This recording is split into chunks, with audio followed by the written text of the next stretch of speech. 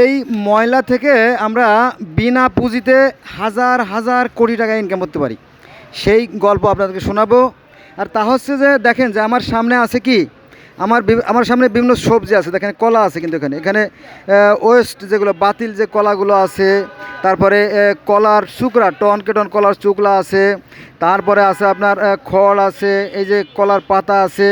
এগুলো সব গরুতে খাবে না, কিন্তু এর যথেষ্ট গরু ছাগলে খাবে। তারপরে এখানে যে গ্যান্ডারির যে আগাগুলো আছে, এগুলো আমরা এভাবে নষ্ট করব না। এই গ্যান্ডারির যে ডগাগুলো যারা গ্যান্ডারি বিক্রি করে, এরা একটু যত্ন করে গ্যান্ডারগুলো রাখবে। আবার যারা ফল আনে ঝুড়িতে, তারা কলার পাতাগুলো একটু সুন্দর করে রাখবে। তারপরে কলার যে কলা কলা কলা তো আমাদেরকে ট্রাকে ট্রাকে কলা আসে এসব ইস্যুতে, আপনার ইস্যুদানি কোথায়, টাঙ্গাইল থেকে আপনার শত শত ট্রাক কলা আসে। এই কলার যে কলাগুলো আমরা ফেলে দেই, সেই কলাগুলো শুকনো যদি আমরা যত্ন সহকারে রাখি, যদি নষ্ট না করি, আসলে এই কলাগুলো ছাগল, তারপরে ভেড়া, গরু তো খাইতে পারে নাকি? ভুল বলছি নাকি? হ্যাঁ, ভুল বলি নেই মনে হয়। আচ্ছা, তারপরে এটা গেল হচ্ছে আপনার সবজির সাবজেক্ট। এগুলো যদি আমরা নোংরা না করি, যদি আমরা সেটা সেভাবে সুন্দর করে ব্যবহার করি, তাহলে সেগুলো দিয়ে আমরা কি করতে পারি, গরু, ছাগল, ভেড়া, তারপরে মহিষ, এগুলো আমরা পালন করতে পারি। আর দ্বিতীয়ত যে ময়লাগুলো আছে, এই ময়লাগুলো, এই যে ময়লা দেখছেন, এই ময়লা কিন্তু আমরা গাড়ি আপনার মেশিন দিয়ে এই করে পাউডার করে সেটাকে আমরা করতে পারি, জৈব সার হিসেবে ব্যবহার করতে পারি। তারপরে এই যে ভাত, এই দেখেন ভাত, কিন্তু এই ভাত ফেলে দেওয়া হয়েছে। এইভাবে টন কে টন ভাত আছে, টন কে টন ভাত, এই দেখেন এই যে ভাত। হ্যাঁ, এই ভাতগুলো যখন আমরা ডাস্টবিনে ফেলে দেই, এগুলো ফেলে দেওয়ার আগে এই যে এইগুলো কিন্তু খায়, হাঁসে খায়, মুরগিতে খায়, পাখিরা খায় এইগুলো। তারপরে এই ডাবও কিন্তু আপনার এসে ফেলে দিলে এগুলো কিন্তু ছাগলে খায়। তো এগুলো দিয়ে আমরা কি করতে পারি, এগুলো আমরা হাঁস মুরগি খামারে এগুলো ধুয়ে পরিষ্কার করে এটা আমরা খাওয়াতে পারি। আর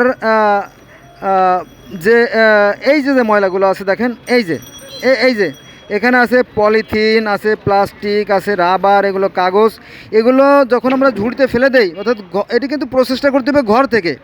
একবার আপনার এই ভাত তরকারি এগুলো একবার মিক্স করে ফেলালেই কিন্তু আর জিনিসটা নষ্ট হয়ে গেল, ঠিক আছে? এটা নষ্ট হওয়ার আগে এই জিনিসগুলোর আপনার আলাদা রাখতে হবে। হ্যাঁ, যেমন প্লাস্টিক, রাবার, পলিথিন, কাগজ, এইগুলো রাখতে হবে আলাদা। এই যে যেমন এখানে শুধু শুকনো ময়লা আছে, দেখছেন না? এই জায়গাটা শুধু শুকনা যে ময়লাগুলো আছে, এই শুকনো ময়লাগুলো আলাদা রাখবো। এটা আবার বাছাই করে দেখেন, এইগুলো দিয়ে আমরা কি করতে পারি, এগুলো দিয়ে আমরা প্লাস্টিকের খুঁটি, তারপরে প্লাস্টিকের টিন, রেলের স্লিপার অথবা বাঁশের খুঁটি, নেট, হ্যাঁ, এই জাতীয় জিনিস তৈরি করতে পারি।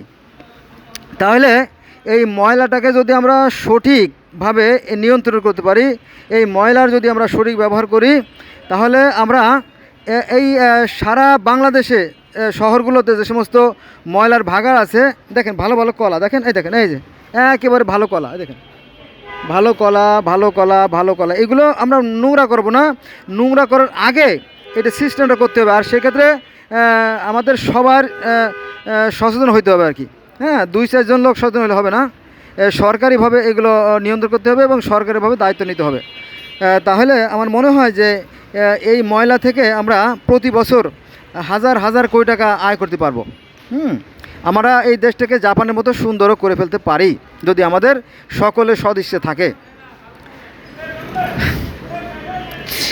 আর একটা বিশেষ কথা হচ্ছে যে এই ময়লাগুলো যে ভাগাড়ে আমরা ফেলি, এই ভাগাড়ের পাশে ওই যে মুরগি, ছাগল, ভেড়া, উট বা গরু, ছাগল, হ্যাঁ, এই জাতীয় যেগুলো গৃহপালিত পশু আমরা পালি, সেগুলোর জন্য আলাদা শেড তৈরি করতে হবে। দেখুন এই যে একটা শিটের মধ্যে আমি আসি, তাই না? একটা শিটের মধ্যে আমরা আসি, দেখেন এই যে একটা শিট আছে, এই যে শিট আছি, এই শিটের মতো এর পাশে শিটের পাশেই প্রচুর জায়গা আছে। এপাশে ফাঁকা জায়গা আছে, এপাশে ফাঁকা জায়গা আছে, এই ফাঁকা জায়গাগুলোকে নির্বাচন করতে হবে।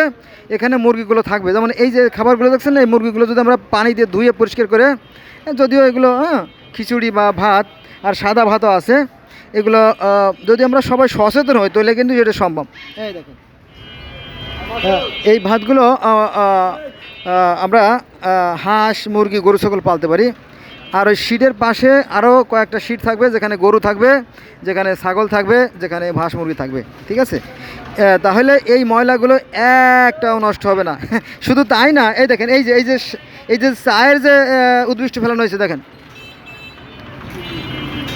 এই চায়ের উদ্ভিষ্টগুলো, এগুলোও কিন্তু যদি আমরা সঠিকভাবে নিয়ন্ত্রণ করি তাহলে এগুলো দিয়ে আমরা জৈব সার তৈরি করতে পারি। এগুলো আমরা বিভিন্ন গাছপালা, বাগান এবং খেতে ব্যবহার করতে পারি।